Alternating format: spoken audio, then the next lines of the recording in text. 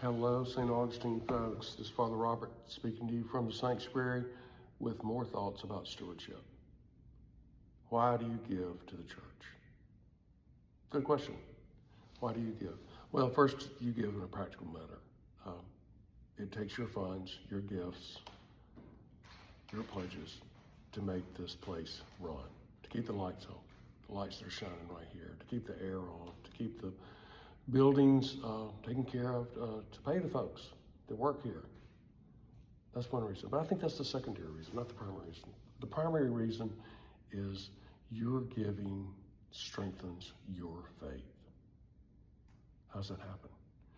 When you give your money, which is something that's precious to you, which means a lot to you, which the world says is the most important thing out there, you're saying, I'm willing to part with it because something more important than money is in this world. And what it is Jesus. What it is my body of faith. What it is my community, the church that nurtures me. And as I make room by letting go of those possessions, I make room, more room in my heart and my soul for God. That's why you give, because it's about your relationship with God. Second thing, y'all might remember when I first came here, I said, never let the offering plate go by without putting something in it. The reason is what you put in it is your money. What the world says is the most important thing. You let go of something that's important to you. And in doing that, you put something of yourself in that plate.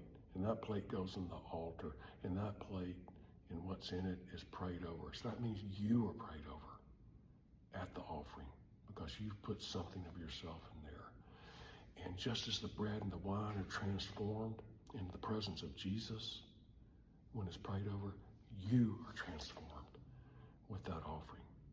Part of you is on the altar and part of you is transformed into something holy and sacred, to the precious child of God that you are.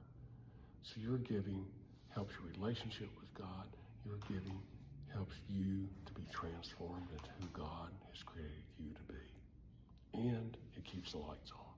It's a win-win. So think about that as you decide what and how much to give to this holy and precious place. Take care. Be well. May God's grace and peace be with you. And I will see you on Sunday. Bye.